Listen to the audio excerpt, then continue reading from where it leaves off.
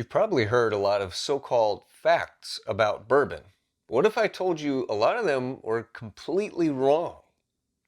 Today I'm going to be going over 6 bourbon myths, including where bourbon has to be made, is older bourbon always better, and stick around to the end because there's one that even some whiskey pros will get wrong.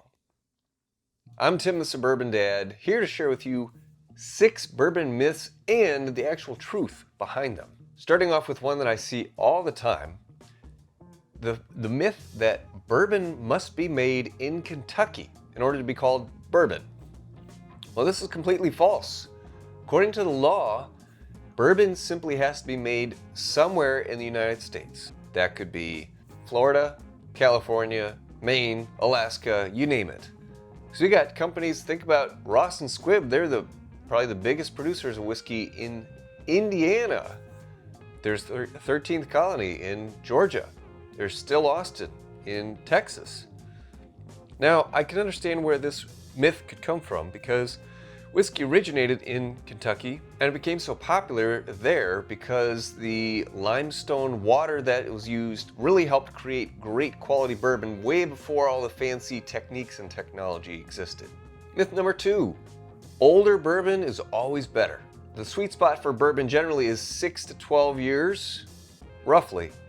Sometimes bourbon is ready before that, sometimes bourbon is great even past that point. But if you get too old, if a bourbon is aged too long, it can become over oaked, so real dry and bitter tasting, and it can be just very monotone and lack balance. Now this example might ruffle some feathers, but to me, a great example is the difference between Knob Creek 18-year and regular old Knob Creek 9-year. Now, is the 18-year a little bit more smooth and silky? Sure. But flavor-wise, I'm totally fine with the 9-year. I think the 18-year does not offer any additional benefit other than, again, the mouthfeel of it. 18-year is a little bit more oaky than I prefer. I love the 9-year, it's very nicely balanced. The truth behind this next myth is a little painful for me to say, okay? The myth that higher proof bourbon is always better. It's not. I'm a high proof bourbon lover, but it's not always better, okay? With cask strength or high proof bourbon, you can get a lot more flavor with each sip, but sometimes that's simply accentuating bad flavors. To me, larceny barrel proof is a very hit or miss expression. For example, B523, I can remember distinctly because it's the last larceny barrel proof I've purchased, was awful. It was just bad. A123 was really good. But anyways, B523, it was cask strength, it was high proof, it was in the 120 proofs, but it was bad, it was awful. Compare that to Old Granddad Bonded, 100 proof, oh my gosh. The depth and richness of the flavor profile in that 100 proof bourbon was way better than the high proof larceny.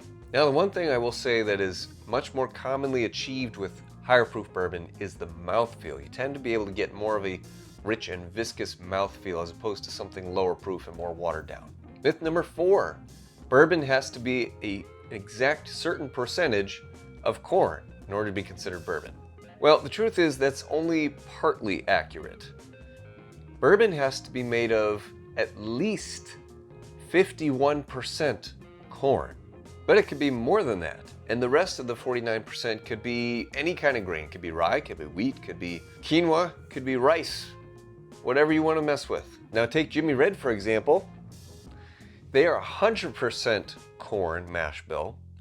There's Old Dominick, they have a 52% corn mash bill and then a 44% rye and 4% malted barley. Super high rye content.